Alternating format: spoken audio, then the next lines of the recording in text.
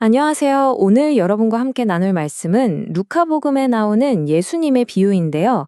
아마 들으시면서 이게 무슨 뜻이지? 하고 고개를 갸우뚱하게 만드는, 그래서 더 기쁜 묵상으로 우리를 이끄는 이야기, 바로 야근 집사의 비유입니다. 자, 이야기는 이렇게 시작돼요. 어떤 부자에게 재산을 관리하는 집사가 한 명 있었어요. 그런데 어느 날 주인 귀에 안 좋은 소문이 들려온 거죠. 아니, 글쎄, 그 집사가 주인 재산을 막 허투루 쓴다던데요? 이 고발 한마디에 집사의 인생에 엄청난 위기가 닥칩니다. 바로 해고 통보를 받게 된 거예요. 하루아침에 모든 걸 잃게 될 신세가 된 이 집사. 정말 눈앞이 캄캄했겠죠. 성경에 나오는 그의 독백을 들어보면 그 심정이 그대로 느껴져요. 땅을 파자니 심에 부치고 빌어먹자니 창피한 노릇이다. 그야말로 이러지도 저러지도 못하는 막다른 골목에 다다른 겁니다. 그런데 바로 그 절체절명의 순간 이 집사가 머리를 굴리기 시작합니다. 아주 대담하고 약삭 빠른 계획을 세운 거죠. 아직 내가 집사로서 권한이 있을 때 이걸 써먹어야겠다. 그는 주인의 빚쟁이들을 하나씩 불러서 그들의 빚 문서를 위조해 줍니다. 기름 100 항아리 빚진 사람에겐 자 50으로 고쳐 쓰시오. 밀 100섬 빚진 사람에겐 80으로 적으시오. 이렇게 빚을 확 깎아주면서 자기가 쫓겨났을 때 자기를 받아줄 친구들을 미리 만들어두는 거죠. 자, 이제부터가 이 이야기에서 가장 이해하기 힘든 정말 충격적인 반전이 나옵니다.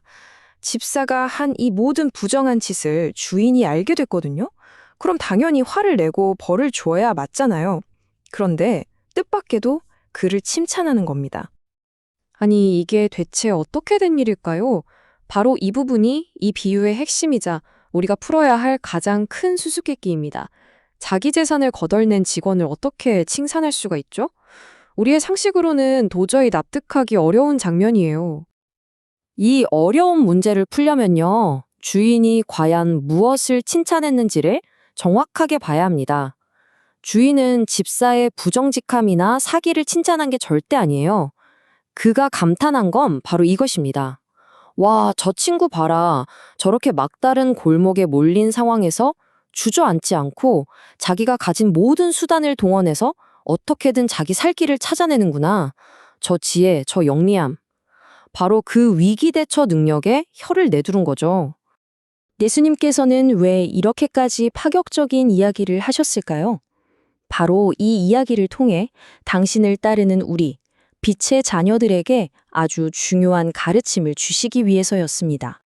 여기서 예수님께서 정말 뼈아픈 말씀을 하십니다. 어쩌면 우리 신앙인들이 듣기엔 좀 불편할 수도 있는 진실이에요.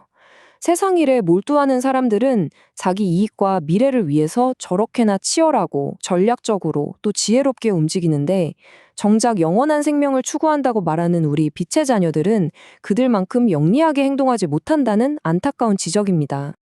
이 말씀은 우리 각자에게 던져지는 아주 날카로운 질문 같아요.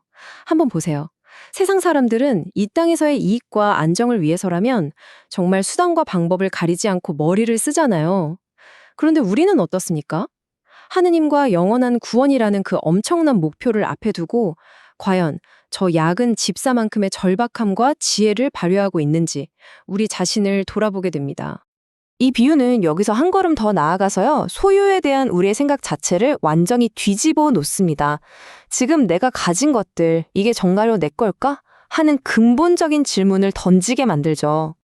생각해 보세요. 비유 속 집사는 주인의 재산을 관리할 권한은 있었지만 그걸 자기 거라고 주장할 소유권은 없었습니다. 우리의 삶도 똑같습니다. 우리가 누리는 그 어떤 것도 영원히 내 것은 없어요. 모든 것은 진짜 주인이신 하느님께서 우리에게 잠시 맡겨주실 선물이고, 우리는 그 선물을 잘 관리해야 할 청지기일 뿐입니다.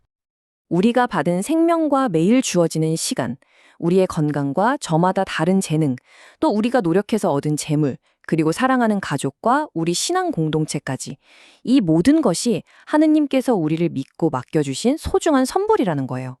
그리고 언젠가 우리는 주인 앞에서 이 모든 것을 어떻게 관리했는지 셈을 바쳐야 할 날이 온다는 거죠. 자, 그렇다면 이제 가장 중요한 질문이 남았습니다. 이 불의하지만 영리했던 집사의 지혜를 어떻게 하면 하느님의 충실한 관리인으로서 우리의 영원한 삶을 준비하는 데 적용할 수 있을까요? 우리 평소의 삶을 한번 생각해 보세요. 우리는 이 땅에서의 불확실한 미래를 대비하기 위해 정말 많은 노력을 기울이잖아요? 편안한 노후를 위해서 몇십 년 동안 연금을 붓고 혹시 모를 사고나 병에 대비해서 온갖 보험에도 가입하죠. 정말 철저하게 미래를 준비하며 삽니다. 예수님께서는 바로 그 치밀함과 열정을 우리의 영원한 미래, 바로 하느님 나라를 위해서도 사용하라고 말씀하시는 겁니다. 이 땅에서의 삶이 끝이 있다는 걸 안다면 우리는 과연 어떤 영적인 보험을 들어야 할까요? 야근 집사는 주인의 재산으로 자기를 도와줄 친구들을 만들었죠. 우리 역시 하나님께서 맡기신 것들을 사용해서 하늘의 친구들, 즉 가난하고 소외된 이웃들을 도와야 합니다. 그것이야말로 우리의 영원한 미래를 위한 가장 확실한 투자가 되기 때문입니다. 비오속 집사는 해고 통보를 받고 나서야 정신을 차리고 절박하게 움직였어요. 하지만 우리는 언제 주인이신 하느님께서 우리를 부르실지 아무도 모르잖아요. 그렇기 때문에 우리는 매일매일을 마지막 날처럼 살아야 합니다. 곧 주인 앞에서 결산을 해야 할 청지기의 마음으로요. 오늘 내가 쓰는 시간, 내가 만나는 사람, 내가 사용하는 재물이 과연 주인의 뜻에 합당한지를 늘 생각하며 살아야 한다는 뜻이죠. 자, 이 비유가 우리에게 던지는 마지막 질문입니다. 야근 집사는 사라질 세상의 재물로 자신의 미래의 거처를 마련했습니다. 그렇다면 우리는 하느님께서 우리에게 선물로 주신 이 소중한 시간과 재능, 그리고 물질을 어떻게 사용해서 우리의 영원한 집을 준비하고 있습니까? 우리의 시간을 기도와 봉사에 사용하고 우리의 재능을 공동체를 위해 나누고 우리가 가진 것을 가난한 이들과 함께 할 때 우리는 이 세상에서 가장 지혜롭고 영리한 하느님의 청지기가 될 것입니다. 오늘 하루 여러분의 삶 속에서 어떻게 그 영리함을 발휘하시겠습니까?